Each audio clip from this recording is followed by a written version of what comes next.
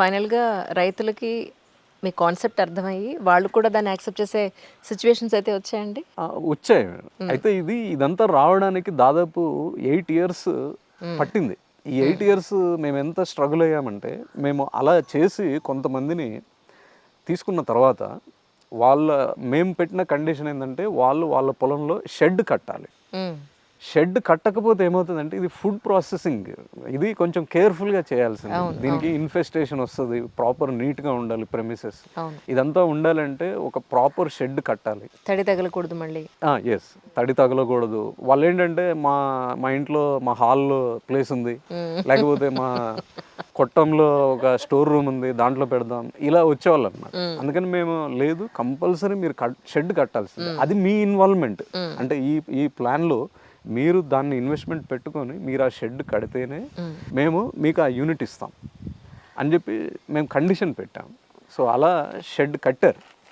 కట్టిన తర్వాత ఏమైందంటే, ఈ మిషనరీ మేము పెట్టుకునేది ఏంటంటే ఒక 2.5 ల్యాక్ ప్రైస్కి మేము ఈ మిషనరీ ఇవ్వాలి. ఎందుకంటే ఆ 2.5 ల్యాక్లో ఒక డీసెంట్ క్వాలిటీ మిషనరీ వస్తుంది. అంటే మంచి అవుట్పుట్, ఒక రోజుకి వాళ్ళు ఒక 300 to 400 kg ప్రాసెస్ చేయగలిగే మిషనరీని తయారు చేసాం అన్నట్లు.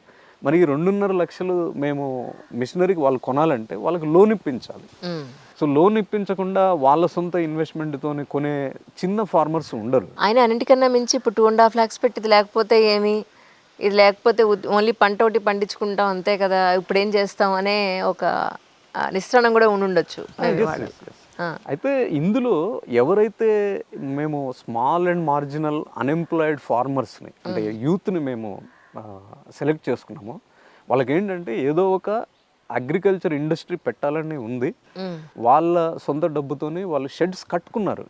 మా పోర్షన్ ఏంటంటే మేము వాళ్ళకి లోన్ ఇప్పించాలి. లోన్ ఇప్పించి ఆ మిషనరీ ఇవ్వాలి.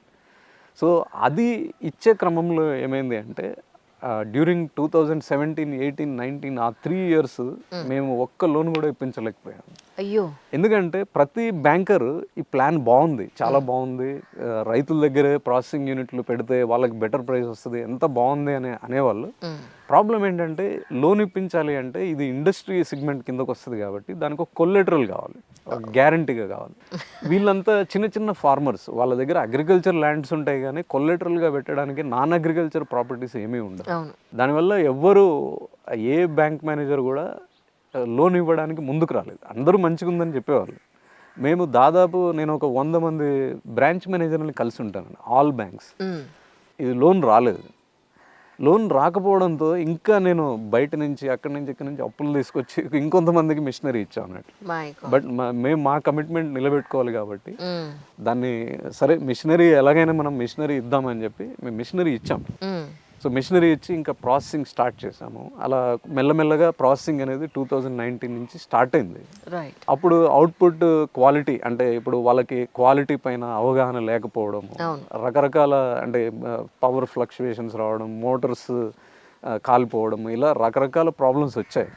అంటే దాని తర్వాత 2020 తర్వాత ఏమైందంటే, కరోనా రావడంతో అందరూ ఈ చిన్న చిన్న జాబులు చేసే వాళ్ళందరూ విలేజ్ బ్యాక్గ్రౌండ్ నుంచి వచ్చిన వాళ్ళు ఊళ్ళోకి వెళ్ళిపోయి ఉండాలి. ఈ కరోనా రావడంతో అందరూ ఊర్లోకి వెళ్ళిపోయారు. ఊర్లోకి వెళ్ళిపోయినప్పుడు నాకు అనిపించింది ఏంటంటే, సపోజ్ మనము ఫుడ్ ప్రాసెసింగ్ ఇండస్ట్రీని విలేజెస్లో కనుక డెవలప్ చేయగలిగితే మాస్ స్కేల్లో, వీళ్ళందరూ సిటీకి వెళ్ళి పని చేసుకోవాల్సిన అవసరం లేదు కదా. ఇందులో కొంతమందిని విలేజ్లోనే పెడితే ఎకనామిక్ యాక్టివిటీ విలేజెస్లోనే ఉంటుంది కదా అని ఆలోచించి నేను ఒక 65 pages మా టీం మెంబర్స్తో కలిసి ఒక డాక్యుమెంట్, ఒక రిపోర్ట్ తయారు చేసి నేను మినిస్ట్రీ ఆఫ్ ఫుడ్ ప్రాసెసింగ్కి పంపించాను. ఓకే. సో అది వాళ్ళు చూసి ఇది చాలా బాగుంది, దీన్ని మనం గవర్నమెంట్ స్కీమ్ కింద అడాప్ట్ చేసుకుంటే ఎలా ఉంటుంది అని ఇంకా రకరకాల మా ఆప్షన్స్ ద్వారా వాళ్ళ ద్వారా మాట్లాడించి దాన్ని డిస్కస్ చేశారు వాళ్ళు. ఇది ఒక స్కీమ్ లాగా రావాలి అని చెప్పి మేము డిస్కషన్ అవన్నీ చేసి దాన్నే ఇంకా రకరకాలుగా మార్చి prime minister formalisation of micro food processing entrepreneurs అని ఒక PMFME అనే ఒక స్కీమ్ని డెవలప్ చేశారు. దాంట్లో ఏంటంటే విలేజెస్లో ఉన్నటువంటి చిన్న చిన్న ప్రాసెసింగ్ యూనిట్లు, అంటే మన పిండి గిర్నీలు ఇలాంటి వాటిని అన్నిటిని కొంచెం మోడర్నైజ్ చేయడం, అలానే కొత్తగా ఎవరైనా పెట్టుకుంటా అంటే వాళ్ళకి ఈ చిన్న మిషనరీని వచ్చేటట్లు లోన్ ఇవ్వడం, ఇలా జరిగింది. అలా జరిగి ఆ స్కీమ్ ఇంప్లిమెంటేషన్ అనేది రావడానికి 2022-23 టైంలో అది వచ్చింది. అయితే ఈలోపు ఈ కరోనా టైంలో మాకు ప్రైవేట్ సెక్టర్ నుంచి బాగా సపోర్ట్ వచ్చింది. అంటే ఈ లోన్స్ మాకు మెయిన్ ప్రాబ్లం ఏంటంటే వాళ్ళు లోన్ ఇస్తేనే కానీ మేము ఈ మిషనరీని డెవలప్ చేయాలి. ఎందుకంటే అది మేము మ్యానుఫ్యాక్చర్ చేయడానికి అంత ఖర్చు అవుతుంది కాబట్టి, అది అంత ఈజీ కాదు కాబట్టి అది కంపల్సరీ లోన్ వస్తేనే మేము అది చేయగలుగుతాము. అందుకని అప్పుడు ప్రైవేట్ సెక్టర్ లెండింగ్ అంటే మన ఎన్బిఎఫ్సిలు వీళ్ళు ముందుకొచ్చారు, మన impact funds like Avanti finance ఇలాంటి వాళ్ళు అన్నారు. సో వాళ్ళు ఏమన్నారంటే ఎస్ మేము లోన్ ఇస్తాము కానీ దానికి గ్యారంటీ మీరు ఉండాలని చెప్పారు. అంటే కంపెనీ తరపున కంపెనీ ఉండాలి and at the same time మీది కూడా పర్సనల్ గ్యారంటీ ఉండాలని అన్నారు. అయితే నేను ఆలోచించింది ఏంటంటే ఇది ఎలాగైనా సక్సెస్ అవుతుంది. ఎందుకంటే ఇది రియల్ మిషనరీ, ఇవన్నీ ప్రాసెసింగ్ యూనిట్లు రియల్గా అక్కడ ఫామ్లో మనం పెడతాం కాబట్టి ఇది సక్సెస్ అవుతుంది అని చెప్పి నేను బ్లైండ్గా అందరికి గ్యారంటీలు నేను ఇచ్చేసాను. Oh my god. ఇప్పుడు ఆ లోన్స్ అవన్నీ అలా మేము అంటే నేను ఆలోచించింది ఏంటంటే ఇవి అట్లీస్ట్ ఒక 1000 యూనిట్స్ అయినా కానీ అయితే ఇది ఒక కంపెనీగా నిలబడుతుంది. అంటే ఒక 10 యూనిట్లు 20 యూనిట్లు పెడితే మనకు అన్ని ప్రొడక్ట్స్ రావు. మళ్ళీ ఇంకోటి ఏంటంటే మనము ఇప్పుడు తెలంగాణ తీసుకుంటే ఇక్కడ పెసళ్ళు మినుములు మనకి రైనీ సీజన్లో పండుతాయి. మనకి ఆంధ్ర తీసుకుంటే విశాఖపట్నం శ్రీకాకుళం ఆ ఏరియాలో మార్చ్ ఏప్రిల్లో వస్తాయి.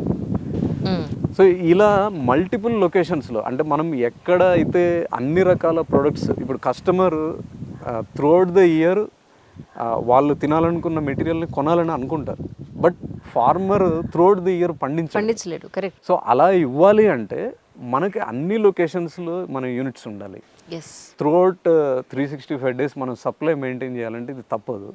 అండ్ ఇది జస్ట్ ఒక 5 యూనిట్లు 10 యూనిట్లు పెట్టుకుంటే ఎకానమీస్ ఆఫ్ స్కేల్ అంటే ఇదంతా మైక్రో ఎంటర్ప్రెన్యూర్స్ కాబట్టి ఇవన్నీ విలేజెస్లో ఎక్కడెక్కడో ఉంటాయి.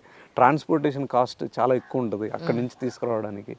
సో ఈ మెటీరియల్ అంతా తీసుకొచ్చి కస్టమర్కి యాక్సెప్టబుల్ ఫార్మేట్లో తయారు చేయాలి అంటే 5-10 యూనిట్లు సరిపోవని చెప్పేసి అట్లీస్ట్ ఒక 1000 యూనిట్స్ అయినా పెడదామని చెప్పేసి నేను ఇంకా అందరికీ గ్యారంటీలు ఇచ్చేసి అందరికీ లోన్లు ఇప్పించేసి అందరికీ ఇంకా మిషనరీ ఇవ్వడము ఇవన్నీ స్టార్ట్ చేశాను. వాళ్ళు అది చెప్పండి, నాకు టెన్షన్గా ఉంది. వాళ్ళు కట్టారా లేదా మొత్తం మీ మీద భారం పడిందా అని. ఇది నేను మీకు ముందే చెప్పినట్లు ఇదంతా ఈ సిస్టమ్ అంతా తయారు చేయడానికి ఒక మినిమం 10 years పడుతుంది. ఎందుకంటే ఫార్మర్కి ప్రాసెసింగ్ చేస్తాం అని చెప్తాం కానీ థియరిటికల్ నాలెడ్జ్ ఎంత ఇచ్చినా కానీ దాని అవుట్పుట్ని ప్రాపర్గా తీసుకురావడానికి అట్లీస్ట్ ఒక 6 months పడుతుంది. అప్పటి వరకు ట్రైనింగ్ ఇవ్వాలి. సపోజ్ అప్పటి వరకు వాళ్ళు ప్రాసెసింగ్ చేశారనుకోండి ఆ మెటీరియల్ అంతా ఖరాబ్ అయిపోతుంది. ఆ ఖరాబ్ అయిన మెటీరియల్ని మనం మార్కెట్లో మంచి రేటుకి అమ్మలేము. అప్పుడు అది లాస్ అంతా ఐదర్ కంపెనీ కానీ ఫార్మర్ కానీ బేర్ చేయాల్సి వస్తుంది. అందుకని మేమేం చెప్పామంటే మీరు ఆ మెటీరియల్ని మంచిగా ప్రాసెస్ చేసిన దాకా టైం పడుతుంది. అప్పటి వరకు మీ ఈఎంఐలు మేమే కడతామని చెప్పి మేమే రెస్పాన్సిబిలిటీ తీసుకున్నాం. Oh my god. అదొక్కటే కాకుండా ఇప్పుడు వీళ్ళకి లోన్ వచ్చిన తర్వాత చాలామంది ఏం చేసేవాళ్ళంటే సరే ఎవరో వచ్చి ఏం గ్యారంటీ లేకుండా లోన్ ఇస్తామని చెప్పి అంటున్నారు కదా, సరే ఓకే మేము అప్లై చేస్తామని చెప్పి అప్లై చేసేవాళ్ళు. కానీ వాళ్ళు సీరియస్గా ఉండకపోయేవాళ్ళు. అంటే ఇప్పుడు వాళ్ళు షెడ్ కన్స్ట్రక్షన్ చేస్తేనే మేము మిషనరీ ఇస్తాం. వాళ్ళు షెడ్ కన్స్ట్రక్షన్ చేయడానికి వాళ్ళకి కొంత ఖర్చు అవుతుంది, అది అరేంజ్ కాదు. ఒకవేళ అరేంజ్ అయ్యే ఇది ఉన్నా యాక్చువల్ ఇంట్రెస్ట్ ఉండదు వాళ్ళకి, ఏదో ఊరికైనా ట్రై చేద్దామని చేసుంటారు. అంటే వాళ్ళకి ఒక విజన్ ఉండాలి. ఇప్పుడు మన ఈ ప్రాసెసింగ్ యూనిట్ మన దగ్గర ఉండాలి, ఉంటే మన పండించిన పంటకి కొంచెం మంచి రేట్ వస్తుంది. సో కమింగ్ ఫ్యూచర్లో ఇది కొంత ఖర్చు పోయినా మనం డబ్బులు సంపాదించుకోవడానికి ఇది కూడా ఒక మార్గం అన్న పాయింట్లో ఆలోచించగలిగిన వాడు డేర్ చేస్తాడు.